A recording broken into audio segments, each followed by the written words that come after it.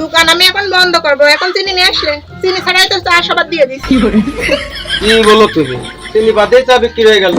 দেখো তাহলে বউ কি পারে। তুমি তো আমার বউ না, তুমি আমার শাক বিক্রি দিচ্ছ। তুই মাথা নেমে গেলি থেমে,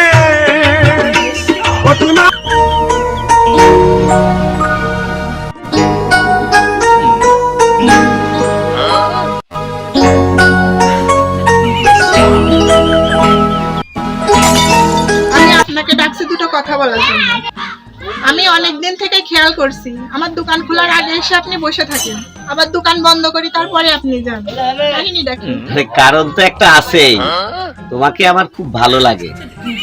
এইভাবে চার দোকানদারি করে কত কষ্ট করো, আরে আমি তো চাকরি করি।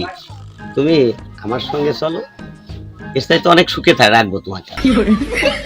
আমিও ব্যাপারটা ভেবে দেখছি, আসলে আমারও এসব করতে ভালো লাগে না। অভাব অনটন এসব কে চায় বলেন? সব বউরাই তো চায় ভালোভাবে থাকতে বাঁচতে। আসলে আমারও এসব পছন্দ না। আর আপনি যেহেতু বললেন আপনার কথাটা ভাববার মতোই, তো চার দোকান খুলে আর কি করব, চলেন আজকেই চলে যাই।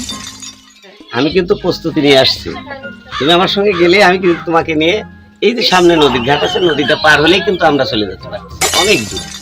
তো আর দেরি কিসে, তাহলে চলেন। ঠিক আছে, তাহলে চলো। ভাতারের ভাত খাবো না মা, বলগা বাবাকে, নাঙের ভাতের বেগুন পুরা মা, মজা লেগে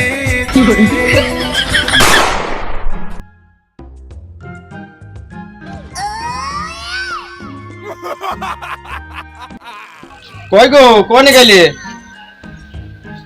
গেল কোনে? দোকান টোকান খোলা টেলা দিয়ে কোনে গেছে? দোকান খোলাই রয়েছে, দোকানের লোকজন নাই, গেল কোনে? দোকানে একটা লোক আছে, একটা জিনিস নিয়ে চলে যায়, তাহলে কি করে কি করবি? কোনে গেল? ভাই কি হয়েছে? তোমার ভাবির দেখো তো। ভাবি তো ভাই দেখিছি আমি, কিন্তু এই কথা তো আমি কতি পারতেছি নে। তুমি আমার কিছু কবা নান ভাই। আরে না, তুমি কও কি হয়? ভাই আমি কিছুক্ষণ আগে দেখলাম মজদুর হাত ধরে তোমার বউ ভাই পলা চলিয়ে গেল। তোর বন্ধুরে তোর জানায়ার হে পুরানে সইনা।